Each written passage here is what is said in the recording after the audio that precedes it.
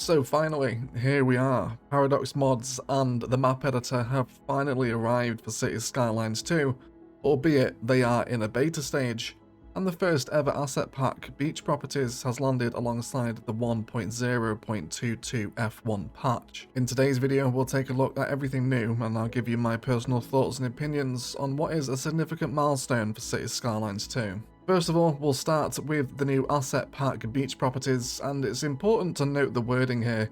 This isn't a major expansion, it's not an expansion pack, it is an asset pack, which I guess, in terms of Cities Skylines, DLCs and things to buy, this falls just below a content creator pack in my opinion. What you do get with this is a whole new suite of waterfront type buildings, villas, luxurious bungalows and somewhat nicer gardens.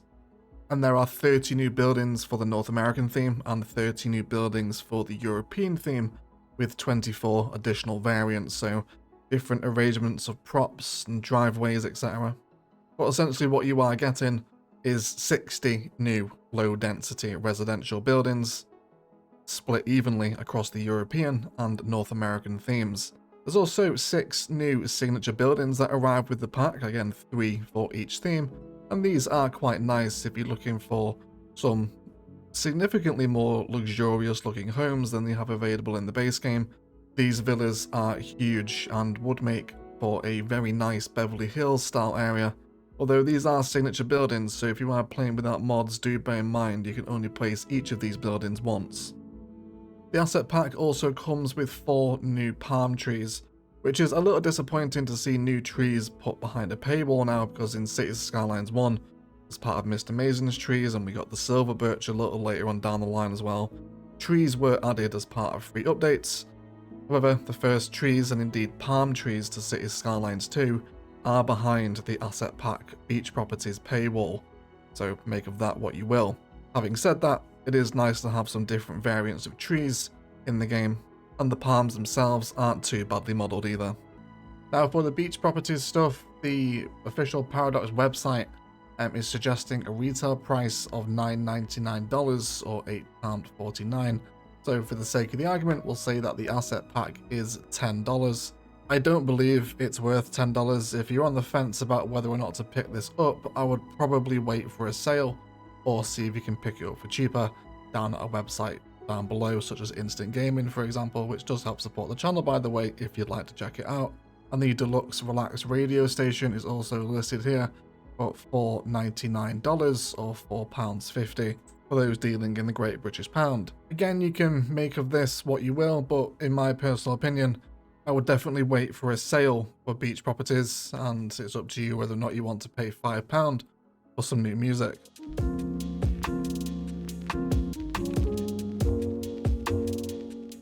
Now on to perhaps the most anticipated part of this update. Paradox Mods is now finally available for Cities Skylines 2, and you will see it on your main menu upon loading the game. It's also important to note at this stage that Paradox Mods is in beta and is only home to code mods currently. This means that you cannot get custom assets as of yet, as you can see by a little welcome to Paradox Mods disclaimer once you open the platform. Upon arriving in Paradox Mods, you will see a whole host of your favourite mods returning, including Move It, Anarchy, 529 Tiles, Better Bulldozer, the Line Tool.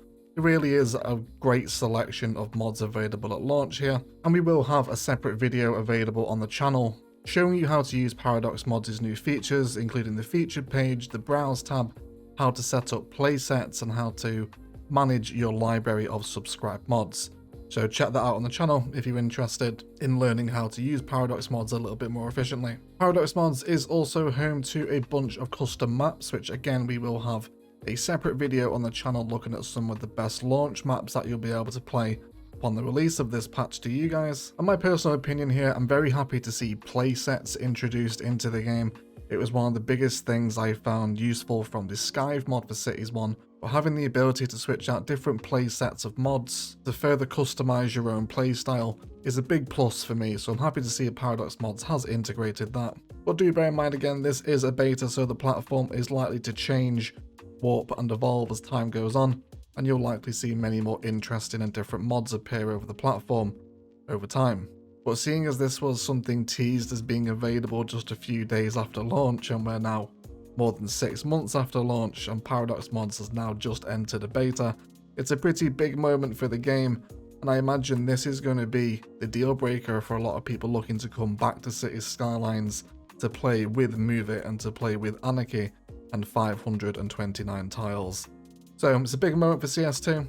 It's certainly not got a bad first impression. Like I said, if you're interested in learning a little bit more about Paradox from a basics point of view, we will have a basics tutorial up on the channel. So check that out if you're interested in learning a little bit more about Paradox Mods.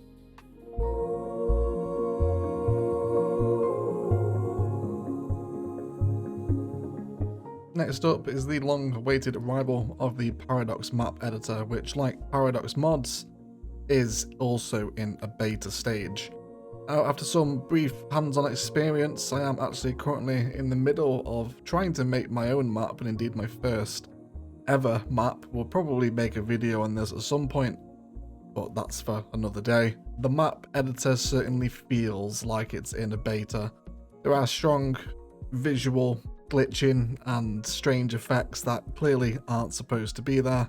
And it also feels like the water mechanic, which is also present away from the editor, isn't quite there yet. It's a little strange to get used to, and I'm sure it will take some time for you to get to grips with it as well. However, me being a novice is not a true reflection of the map editor itself, and it hasn't stopped the beta testing community from piecing together some truly beautiful maps. And I think we'll also have a video up on the channel as well, taking a look at some of the best maps that you can play from the Paradox Mod store. A big shout out as well to Teddy Radko for helping me get hype maps imported into the editor. Well, that'll be my take home point from this. It's really cool to now be able to make custom maps, and I can't wait to see what the community comes up with, as this is just out over time and continues to receive updates from Colossal Order. But it certainly feels a fairly different beast from its CS1 counterpart. So like I said, I am in the middle of building a map, or at least attempting to. So we'll cover this in greater detail in another video, and hopefully you guys will get to see it and play on it one day. We'll probably start a new city on it as well, but it's my first time ever making a map, so I'm going to take my time with it, get used to the editor and see exactly what it can and can't do. And hopefully you guys will be able to play on an OE made map, which should be hopefully a lot of fun. But it's not ready yet. This B-roll is from the map design process, so make of it what you will. Hopefully one day you'll see it as a downloadable map, but there's already some really beautiful map spaces to take advantage of as part of Paradox Mods, so don't forget to download them and check them out. They're certainly a lot more buildable and a lot nicer than some of the stuff that comes with the base game maps. So Cities Skylines 2's map offering can only get better from here. Definitely keep an eye on Paradox Mods for the latest and greatest maps as they come out, and you can also follow me on Twitter as well, where I'm likely to share some of the better maps that are made over the next coming weeks.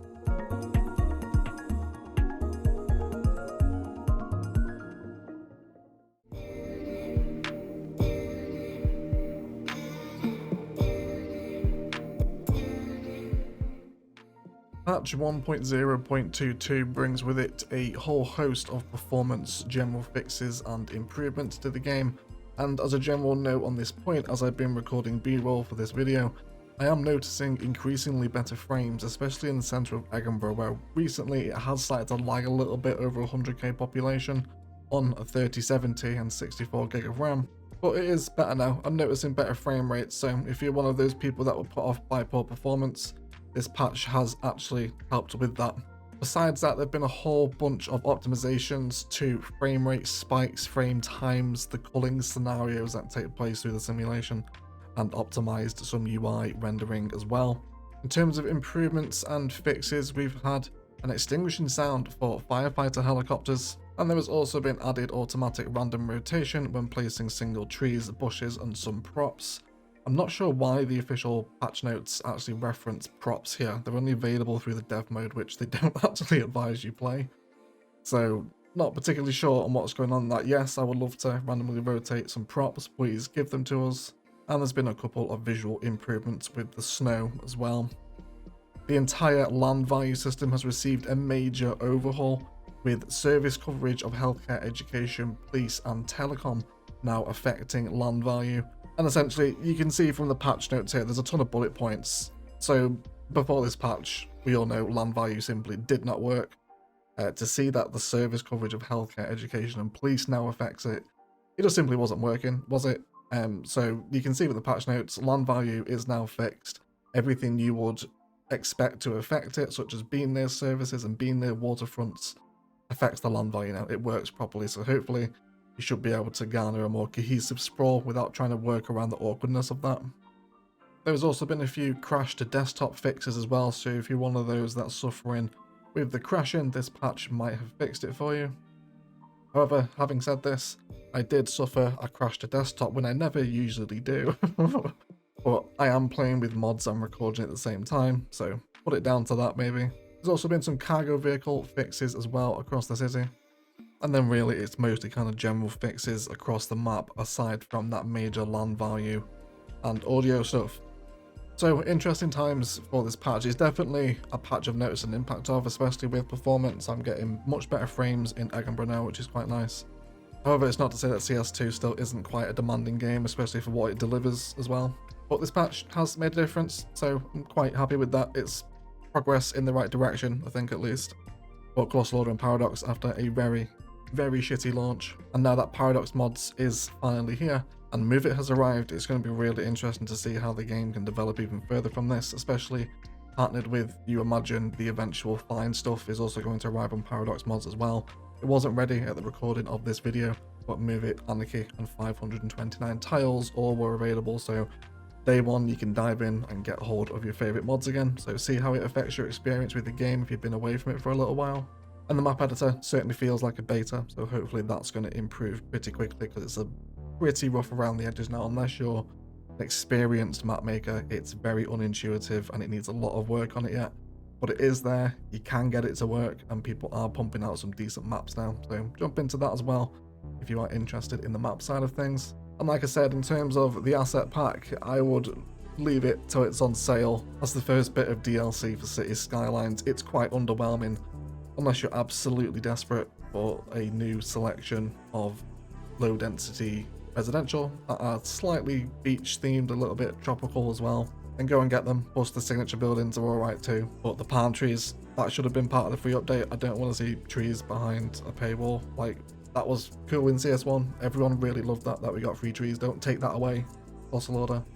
Keep the free trees. We all really like them. So the DLC is a bit of a shit sandwich, if you will. It's up to you if you're willing to eat it. Otherwise, massive shout out to all the patrons supporting the channel. If you want to get a little bit more egg in your life, there are links down to Patreon and Instant Gaming Blue that you can get a super cheap deal for Cities Skylines if you're missing anything from the first game or indeed any game. There's loads of good deals on Instant Gaming. Check it out. Trusted, and we all love it. And there's a podcast on the Patreon as well, plus a load of other cool stuff if you want just more egg. Then get it on the Patreon. It's a great shot. But let's have a conversation down below. Let me know what you're thinking of Cities 2 and this pretty significant moment for the game. Paradox Mods has finally arrived in a beta, but is it enough to draw you back in? Let me know. Let's have a conversation down below. And we'll see where everyone's at with the game. But otherwise, let's thank you all so much for watching. And as always, enjoy the rest of your day.